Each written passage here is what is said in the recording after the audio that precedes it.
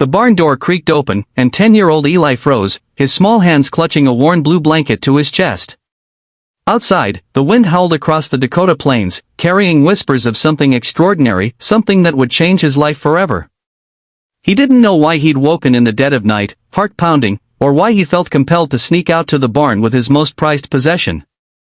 But as he stepped into the moonlight, he saw her, a frail girl, no older than him, shivering on a bed of straw, her dark eyes wide with fear and pain.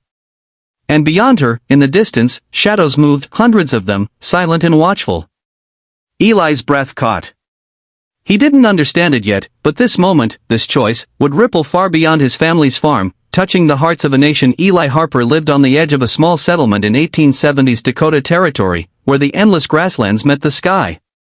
He was a quiet boy, small for his age, with a mop of sandy hair and a heart bigger than anyone knew. His mother, Clara, was a schoolteacher with a gentle smile but a spine of steel, raising Eli alone after his father died in a mining accident.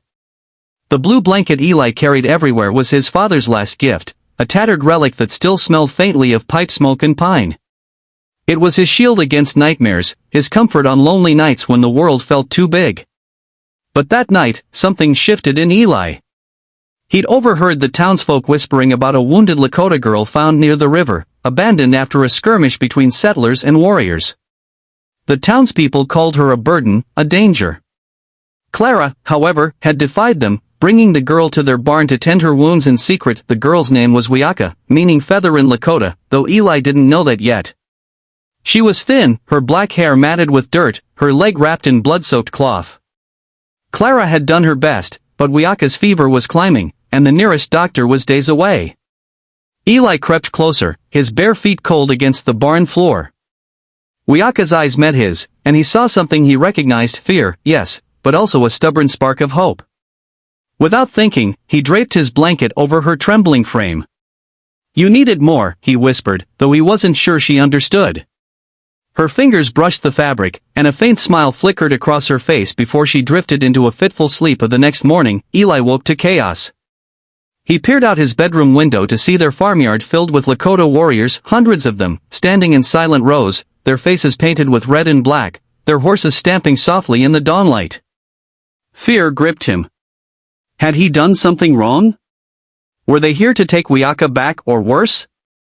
Clara, pale but resolute, stepped onto the porch, her hands clasped tightly. "Stay inside, Eli," she said, but her voice wavered. The warrior's leader, a tall man with a feathered headdress and eyes like polished obsidian, approached. He introduced himself as Thaswank Whitco, known to settlers as Crazy Horse. In halting English, he explained that Wiaka was his niece, the daughter of his sister, left for dead after a raid. Scouts had seen Eli's act of kindness, and word had spread through the Lakota camp.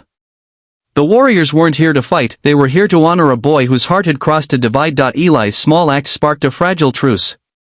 The warriors offered gifts: beaded moccasins, a carved wooden horse, a bundle of sage as thanks for Wiaka's care. But challenges loomed. The townsfolk, already wary of the Lakota, grew hostile, accusing Clara of harboring savages. The local sheriff, a gruff man named Hargrove, demanded Wiaka be turned over to the authorities, claiming she'd be safer in a mission school. Clara refused, knowing those schools often stripped Native children of their culture. Meanwhile, Wiaka's fever worsened, and Clara's limited supplies, bandages, herbs, and hope, were running low. Eli, caught between fear of the townspeople's anger and awe at the warrior's presence, felt helpless. He wanted to do more, but what could a boy do? One night, as Clara prayed over Wiaka, Eli overheard Crazy Horse speaking to his men. The Lakota had their own medicine, but they needed specific plants, echinacea and yarrow, that grew only near the river, now patrolled by settlers' militias. Eli, small and quick, volunteered. "I know those fields," he said, his voice trembling but firm.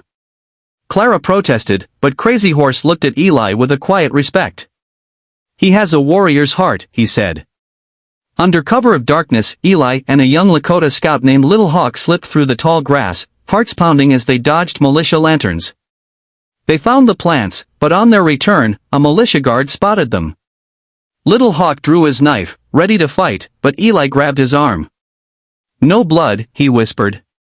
Instead, he stood up, hands raised, and lied, saying he was gathering herbs for his mother. The guard, recognizing Eli, let them go with a warning. The plants worked. Wiaka's fever broke within days, and her strength began to return. But the town's anger grew. A mob, led by Hargrove, gathered at the farm, demanding Wiaka's removal. Clara stood her ground, but the situation teetered on violence.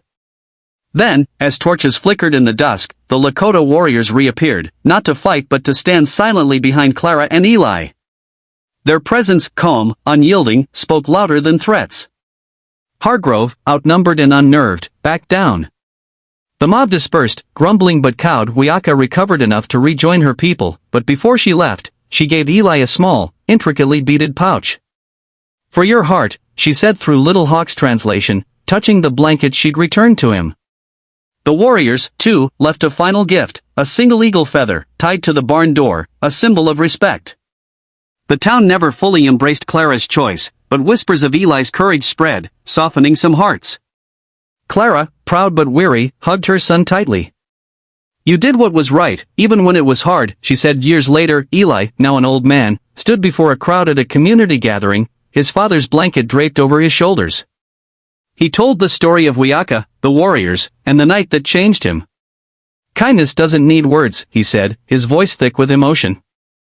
"It needs a heart brave enough to act." The audience, a mix of settlers' descendants and Lakota elders, listened in silence, some wiping tears. Wiaka's great-granddaughter, a woman named Sarah, approached him afterward, holding the same beaded pouch. "You gave us more than a blanket," she said. "You gave us hope."